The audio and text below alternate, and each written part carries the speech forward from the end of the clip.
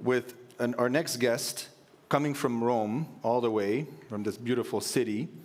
He's a pioneer in AI-assisted music, and he's developed A-Mint, which is a sustainable and ethical AI adaptive real-time artistic interaction ecosystem, right? And his projects such as Spleen Machine and Automatic Impermanence redefine the relationship between music and sustainability. A really interesting fact, Rolling Stone, the magazine, has selected Spleen Machine recently as one of the top 10 AI creations out there in the world. So it's really worth listening to what our next guest will share with you. He's showcased at Ars Electronica, Mutech, and Centre Pompidou, and his work challenges traditional industry models. At Entertain AI, he will explore AI's role in transforming creative industries and society as a whole. Please help me welcome our next guest, Alex Braga.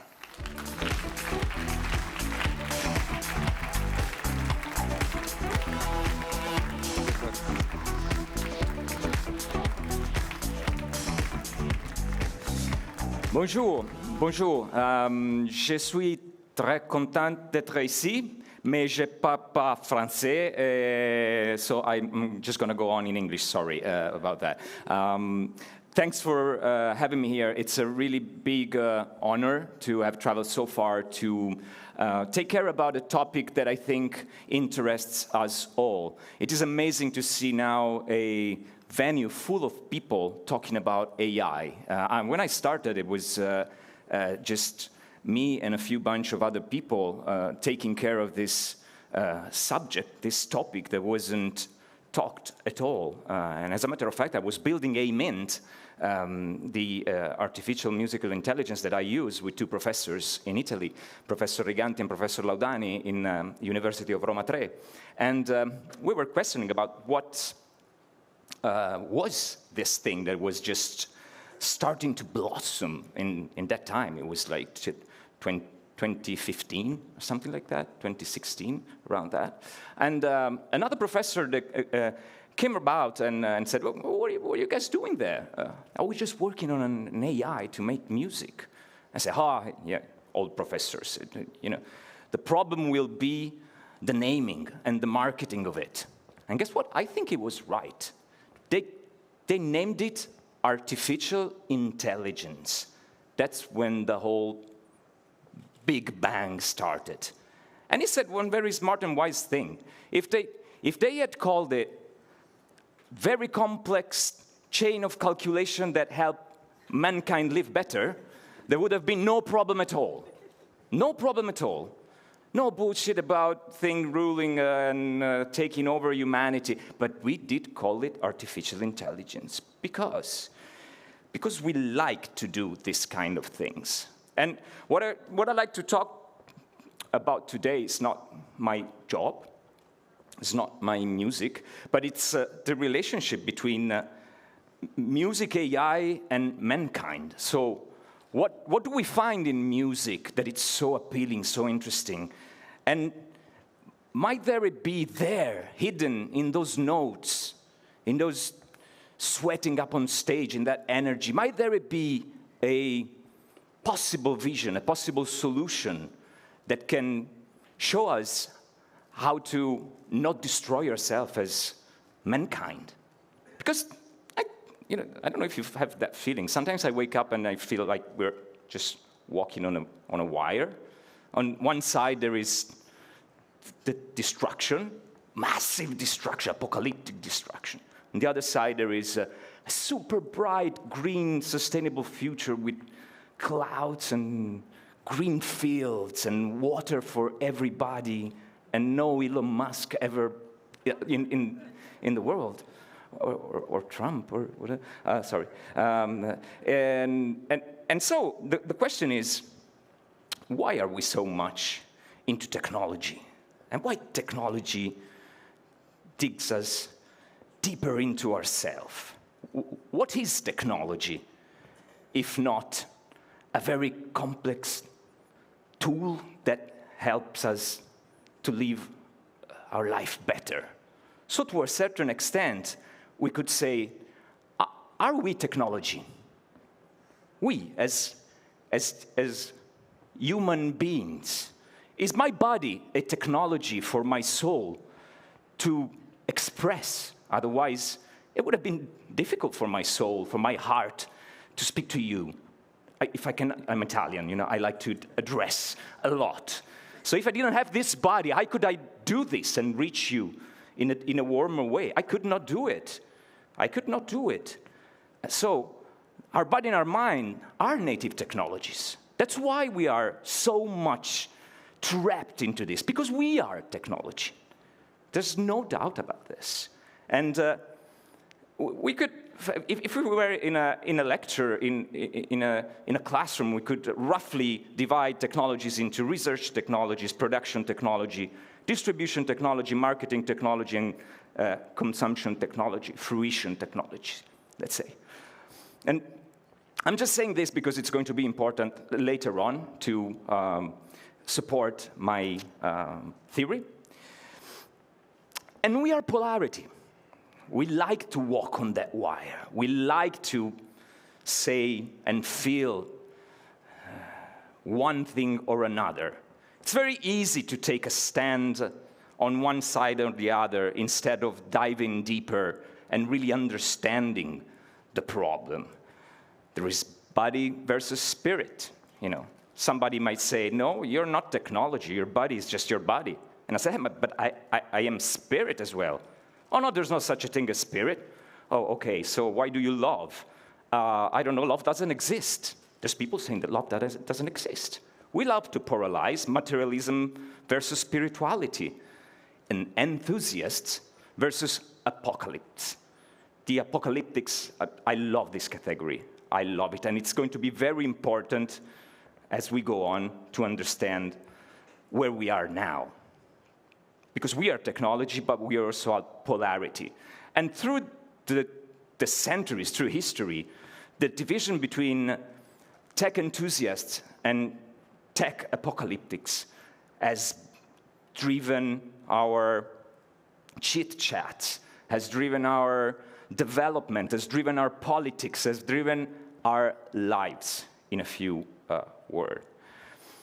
So to understand why we are where we are now with artificial intelligence, we have to just dig a little bit back in time. And for instance, what is the first, you know music technology, right? There's a lot of technology. But now there's plenty of technology. But what was the first technology in music? Can anybody quote like the CD or maybe a guitar? Or what was the first technology? The keyboard, right? The drum, or the cello? The mechanical piano, right? I think we can go a little bit further back in history. And the first technology was the bone. That's why I call this speech Bone to AI, because 40,000 years ago, the world was shocked with the first technology. A vulture bone, vultures are huge birds, and the birds can fly because their bones are hollow, they're empty inside. So the bones are very, very light, and they can fly. So somebody probably found a poor dead vulture. Sorry, it's not a vegan speech. A poor dead vulture and decided to eat him first, and then to take the bone and drill some holes in the bone and said, oh, wow, I've got a technology to produce music. Before that, somebody was just going around and singing with a beautiful voice. You said voice before, and he said voice. And from then on, the first polarization in music started, because the tech apocalyptics said, okay, we're doomed. There's not going to be singing anymore. No people singing around, because you got a bone that it's imitating the singing in a perfect way, perfect pitch. You just press one hole, and the pitch is perfect. What's the use of singers? That was 40,000 years ago, and singers are still here. And then the birth of marketing, 3,000 years ago. another amazing technology. The Sumerian lyre, the first chord of Wenson, they started to make people understand what was music in a figurative way. Painting and sculptures, the first marketing tools, the first marketing technologies. And guess what happened? Our nice feeling of polarization. The tech enthusiasts said, wow, we can promote our work. Finally our work is going beyond ourselves. And the tech apocalyptics were like, oh no, we're doomed. No one will want to see people playing live anymore because they're going to watch the pictures. And the pictures are going to tell everything, right? 3,000 years ago? No, wrong. People are still here playing music live, and that's amazing. And then the birth and the automation of distributions. Two Italians. 9th century, Guido d'Arezzo, he invented musical notation. They didn't write music before. It was just spoken or played. And then Ottaviano Petrucci, you know, Gutenberg had just invented the printing in 1450 or something. And in 1501, he invented the musical notation printing. An amazing way to distribute your music, to massive distribute your music, right? Right, only if you're a tech enthusiast. Because the tech apocalyptics then said, oh no, people will read music instead of listening to music. So what's the use of a pure musician? You're going to have a book, you're going to open it, because you know how to read music, and you're going to just sing the music in your head, and nobody's going to listen to music anymore. All the musicians will be doomed. They will not pay the bills anymore. Their children will starve to death. Yeah, that was 600 years ago. I'm a musician, and I fairly pay my bill, and my daughter doesn't yet suffer from famine. She might, but not yet.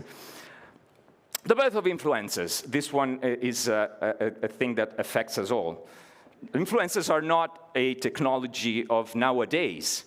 It was back in the 1700s that they were born. Because another Italian, sorry, I didn't mean to promote Italy, but this is true. The pianoforte was invented by Bartolomeo Cristofori, an Italian, but he died poor because a German, where's Dennis Kastrup, he's still here, a German called Bach took the project of this poor carpenter living in Italy and said, let me see this musical technology. Let me see what I can do with this. He scaled it up. He made it a massified industrial production. And he created an amazing instrument that changed music forever. Forever. Because they started to play music with dynamic. Before the pianoforte, the music was very flat. The clavicembalo, which was the ancient grandfather of the pianoforte, didn't allow dynamic. Do you know, are you familiar with dynamic? Do you know what dynamic is? Dynamic is the possibility of playing something really, really quiet.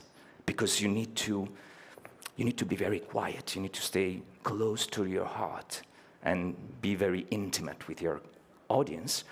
Or something really loud when you have to shut out your lungs to make a message arrive better, right?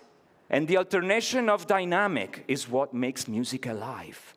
The sexiness, the energy, the chemistry, the Satan, as the church say, it's in there. That's why in the church they didn't use dynamic. The organ is the typical instrument of the church because the organ blows into a pipe and the music comes out completely even because they didn't want people to be shocked.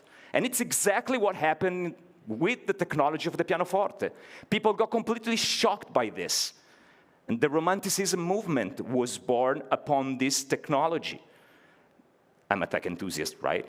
Because the tech apocalyptics say, we're doomed. The piano will cannibalize all the other instruments. Everybody will want to just play the piano and everything else is destroyed.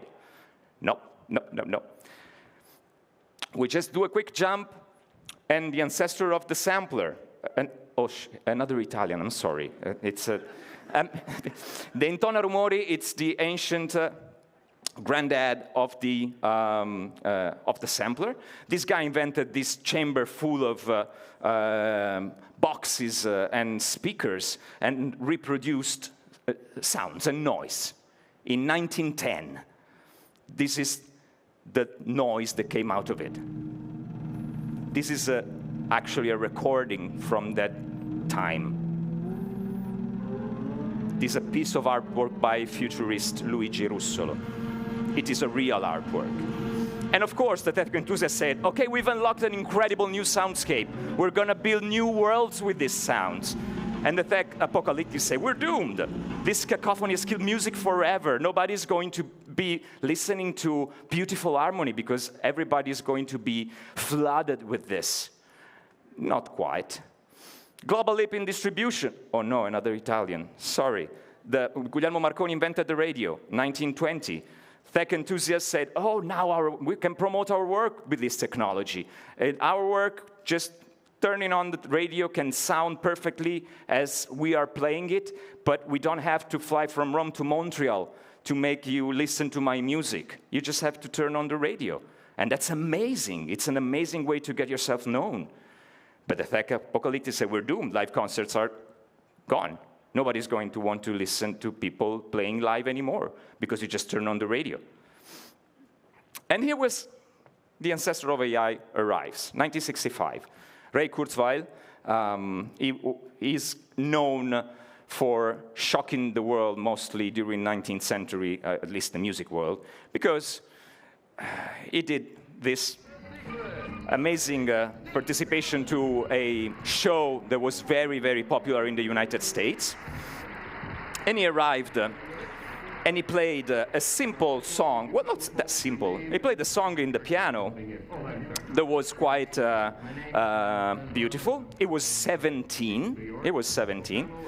And you know, Americans love to do these setups in shows, so the host didn't reveal anything until after. But I'm doing the spoiler. This piece that he's playing was completely written by a computer in 1965 with a code and a program that Ray Kurzweil invented. So this is not a human writing this composition. It is what we can call AI, or maybe an ancestor of AI. The tech enthusiasts said, okay, we can push beyond the boundaries of music and we can go towards the future. And guess what the tech apocalyptic said? We are doomed, because no one will compose music anymore. What's the use of a composer if a computer can do it? Okay, this was still almost 70 years ago, and we're still here composing music. And the electronic revolution started. Now the Germans kick in really, really heavily, because Kraftwerk introduced samplers on stage, and they changed music forever, inventing the modern electronics. The tech enthusiasts said, okay, we are pioneering a new era, a new genre, something that it's going to kick in a new revolution. And the tech apocalyptics said, we're doomed. If a machine can play an instrument, what's the use of a drummer? What's the use of a guitar player? What's the use of a bass player? You got a small machine that it's never late in rehearsal, never mistakes on stage, doesn't cost anything. It doesn't bother your girlfriend or boyfriend. It's just there, and it does its job, okay? So it was fair to think that music was over. But it was not. This was the very first exhibition by Kraftwerk in 1970, showcasing this new technology. And what is amazing about this document, and here you can clearly see the tech enthusiasts and the tech apocalyptics, right? Lady clapping, I think she's a tech enthusiast. He's a tech enthusiast, right? Yeah. That guy is a tech apocalyptic. That guy was thinking, oh my God, we are doomed because we're not going to do music anymore. Okay. This was, of course, the very first experiment that took the world on the verge of the greatest, probably, revolution of the last 70 years in music. Electronic music was born in this exact moment and kicked in what we all knew as the social revolution that brought us into techno, into house, into clubs, into changing our behaviors, the way we socialize, and the way we do things. But what was the skill of Kraftwerk? Taking that experiment and not substituting real musicians with sampler, was changing forever the paradigm of what the known was at the time, creating this. Now it's granted. You take, guys, this for granted, but it was not. In the 70s, this was the real revolution. Electronic instruments, new sounds, robots playing on stage, and people saying, we're doomed. We're completely lost. Our life as musician is completely destroyed. But guess what?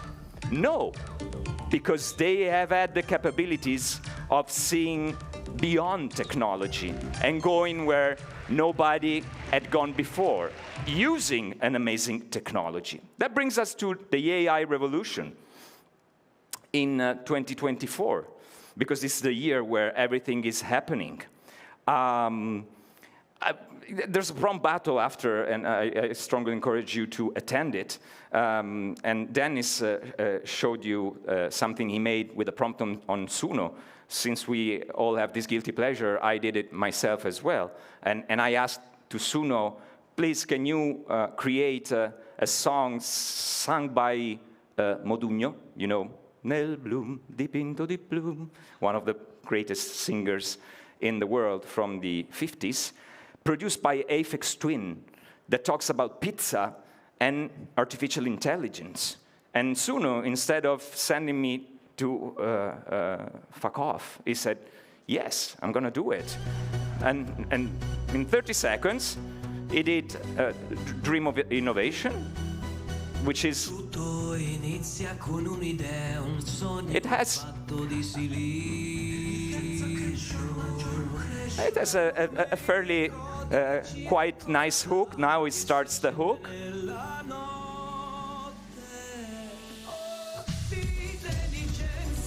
It has something, right? But who cares? Who cares? Is that music? Is that art? Is that meaningful to anybody? No. It's just meaningful to us because we laugh about it. But it's biasing our world. It's biasing our daily life. It's part of those 44 million tracks that go out every year that are polluting our existence. And the same thing happened with Drake and The Weeknd. On Spotify suddenly appeared this song by Drake and The Weeknd.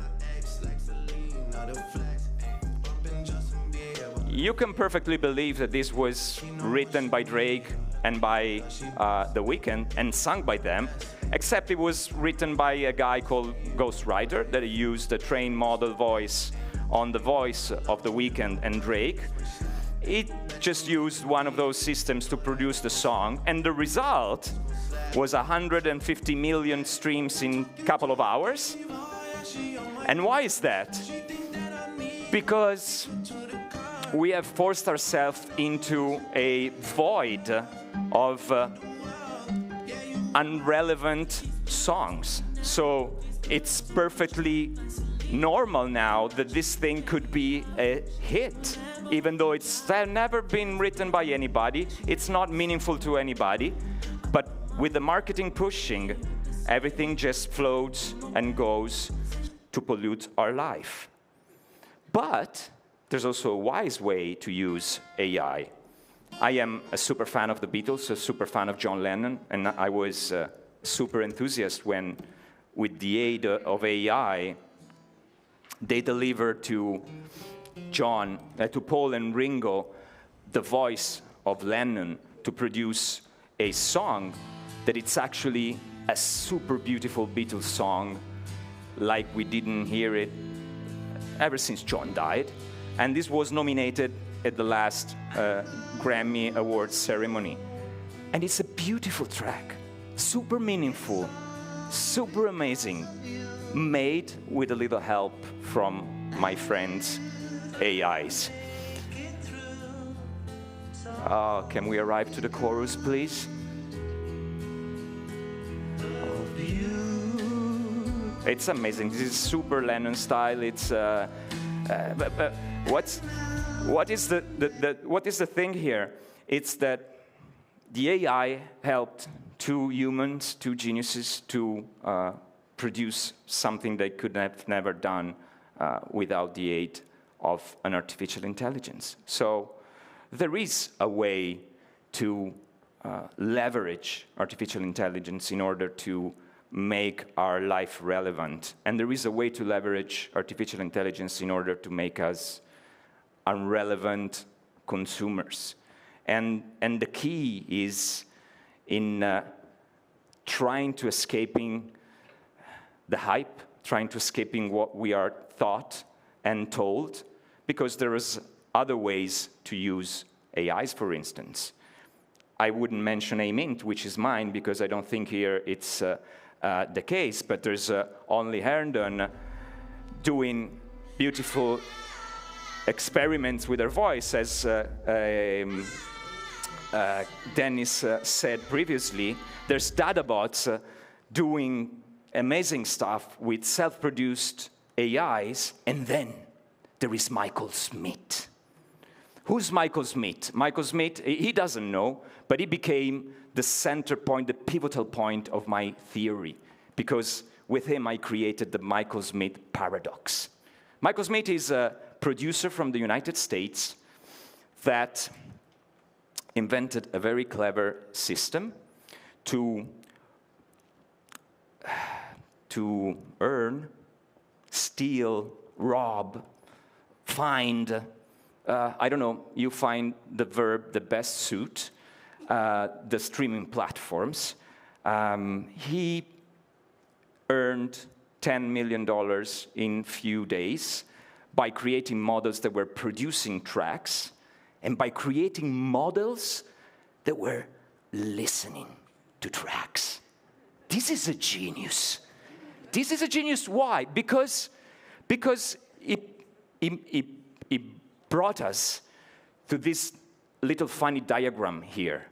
This is where it comes handy the division we did at the beginning. Production technology, fruition technology, promo technology, distribution technology. Look how it evolves, the biodiversity of it, until one specific year. We testify and witness a blossoming of biodiversity of production technologies, amazing marketing technologies, amazing fruition technologies that made the rich biodiversity of our human culture and society. Not only music, don't mistake me, don't take me wrong, this goes for everything. And ever since 1999, there is a huge split. So production technology and fruition technology goes together, and promo technology, distribution technology go together. That was the birth, more or less, the birth of internet. Then there's another key date, 2008, which brings us to an even weirder diagram, which is more or less the explosion of Facebook all around the world. And then there is Michael Smith, 2024. Now everything is inside one technology, one tool that it's compressing production tech, promo tech, distribution tech, and guess what? Thanks to Michael Smith, also fruition tech. Everything all inside the same ecosystem called artificial intelligence. So what is, I love his face. What's the risk of it? This new ecosystem puts music in a great danger. On the left, the music ecosystem before AI was made by flourishing things of illogic madness, artists, fans, managers, A&R, life, death, sweat, producer, feelings, going with the van and doing thousands of kilometers to play. And then there's the risky trend of a wrong AI music ecosystem, where music is alone in an empty box, and all the rest is floating outside toward nowhere.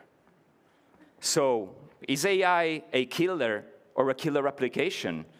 How can we turn it from a potential killer for our life to a killer application? Well, music is an endangered ecosystem, like our planet, and we should treat it as such, with ethics, sustainability, and a mindful, holistic approach. So that's why I talked about self-produced boutique AIs. So why we should talk about data that are not the new oil, because these AIs, like mine, train in real time on the artist on stage, so they don't need data sets. Data sets are not strictly necessary for the joy of your life, even if they make you think so. And this brings us also to sustainability, because training a model like ChatGPT costs like the energetic consumption of Italy each year. And we have to think about this, because how does your life sound at the moment? The risky trend of a wrong AI ecosystem in life is that all that we cared about, all that we fought for, all that we died for is going in another direction. And life is risking to become like music, an empty box floating away, leaving mankind in an irrelevant role of a mere consumer or data producer. So, at the very beginning of this session, somebody said, we as artists, we didn't sign up for this. So we want fair compensation on our data sets and stuff like that. But I say, be careful, because you sign up for this, we sign up for this every time we produce something. Every time you swipe, every time you like, every time you chat, every time you post something that is not relevant, you produce digital karma. And that digital karma is what is turning against us at the moment. So we did sign up for this.